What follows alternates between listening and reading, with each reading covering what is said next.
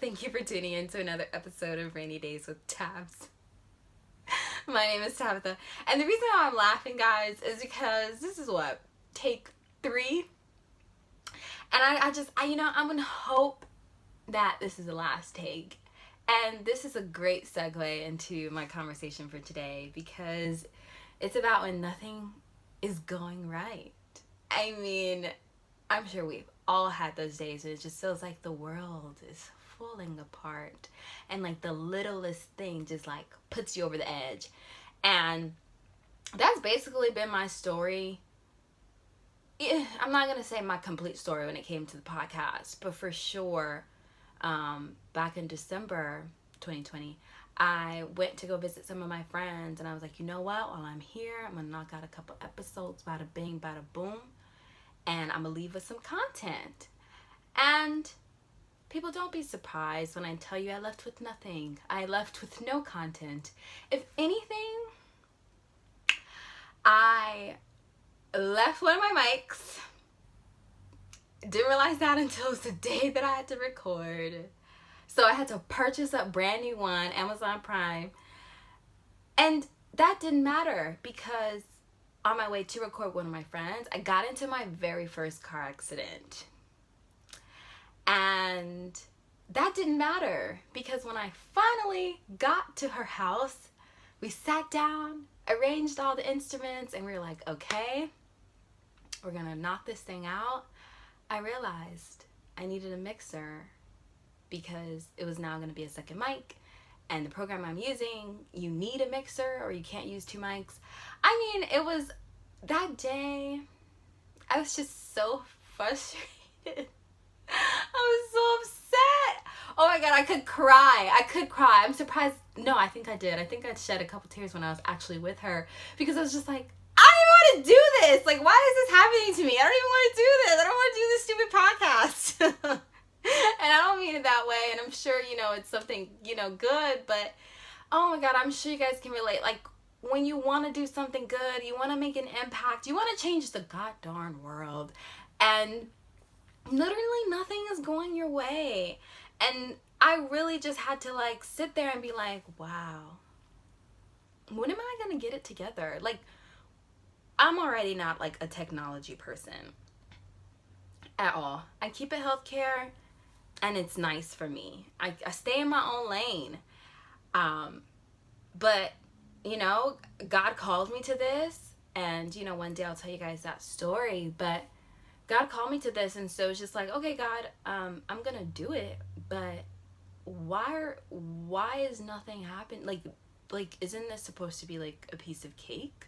Like, isn't it? Like, you called me to it. Why aren't you making it easy? And trust me, in many, many ways, he has. But on that particular day, I was just so frustrated. Not only did I go up to Tampa to visit my friends, of course I had a great time, but I also went up there with an agenda. And so to get into, that's another thing. I mean, I got into my first car accident for no reason. That's what it felt like. I'm not gonna lie. It felt like for no reason, because I was going from Tampa to Riverview. Riverview is another city in the Tampa Bay area. And so I'm going to Riverview, and I felt like that whole week, not gonna lie, I was dodging car accidents. Like, l'esprit car accident. L'esprit means spirit. I'm Haitian, so I just said it in Creole. But l'esprit car accident was just like following me. I felt like it. And every single one I was dodging. And then this one, the one that I finally get into, happens to be my fault. Why? Because I wasn't being patient at all. I was trying to turn right, and I could turn right, but instead I was like, you know what? These people are taking forever. Let me just go inside of this complex and turn right that way. And I thought the car in front of me was gonna go, because I'm like, wow, the street is clearly go, go, go. Me thinking he had already moved, he did not move.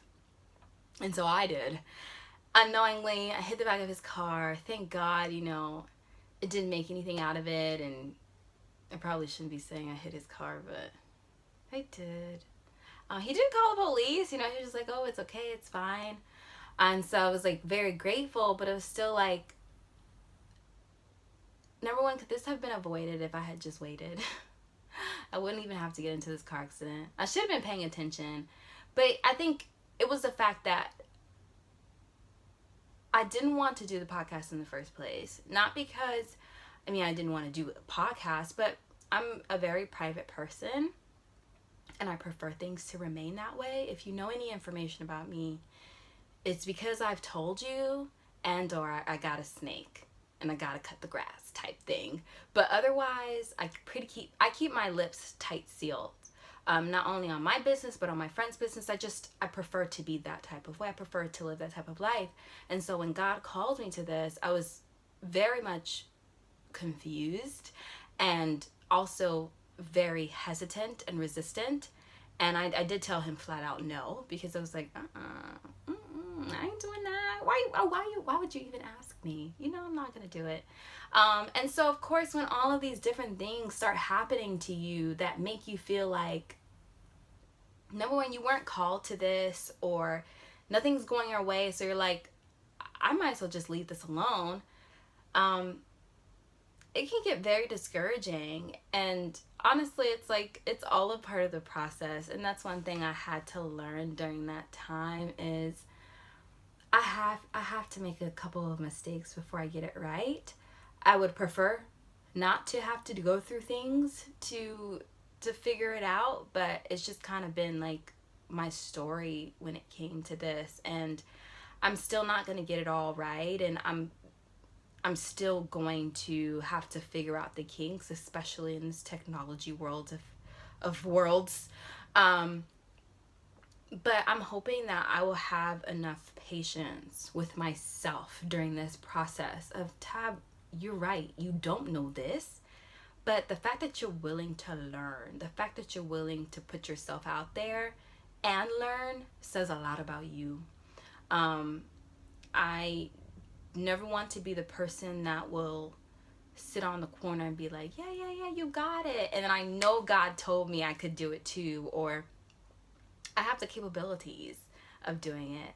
I think it's really gonna just make me a well-rounded person going through this journey of podcasting, and I'm learning to have patience with myself during this process, and I'm happy that I have such great supportive friends and family that really keep me grounded and really keep me pushing.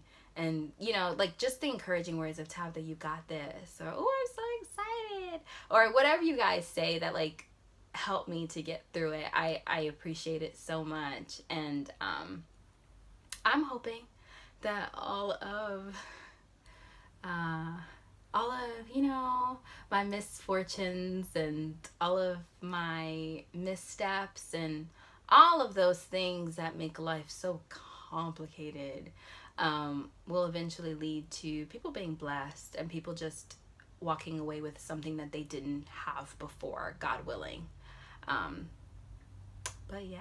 With that being said, I like to go ahead and say a little prayer for all of us where things are not going right, or they're not going the way we expected them to go, but we keep pushing and we keep hoping and we keep believing that things will eventually, you know, go the way we want them to.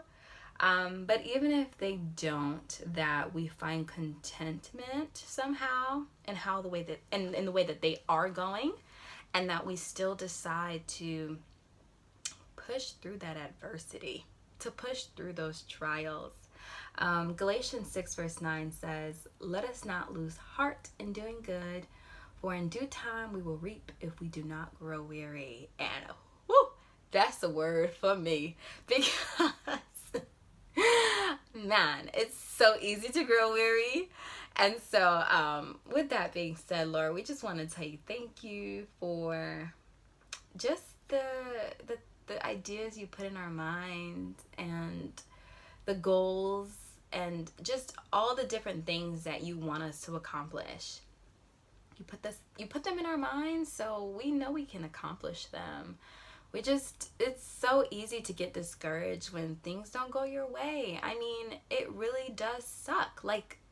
It sucks. I don't even have another word for it. It sucks. But a friend of mine told me Jamaicans have a saying, "A man a plan, God a wipe." In other words, man makes plan, God laughs and wipes them away. I just hope you're not doing too much laughing with my plans, because I would really like them to go the way I would like them to go. But if they don't, me and the person listening, we just want it to go well irregardless. We just want to be able to find peace in the craziness of life and somehow find a way out of that difficulty. We want to be able to embrace the rain, to literally just grab umbrellas and ponchos and raincoats and just step out, regardless of what it is that is happening. We just want to deal with it effectively so that we don't crumble and fall into pieces without completing what we know we can. We have to accept that greatness comes with a price. And it comes with sometimes sleepless nights. It comes with being angry at our own craft. It comes with being impatient with how, situations are going. But I just pray that we'll find the thoughts to be calm about it. We'll find the time to surround ourselves with people that understand what we're going through, and they can kind of guide us through it. That we're not afraid to seek support. We're not afraid to ask for help, because not asking for help doesn't help us. We're still going to be in the same spot. And honestly, Lord, you didn't need help when you came down. But you had 12 people and sometimes even more to do the work. And so I just pray, Lord God, that we'll always be humble in that way, and that we're willing to learn. We're willing to expand. I love a quote that says, "The largest room in the world is the room for improvement."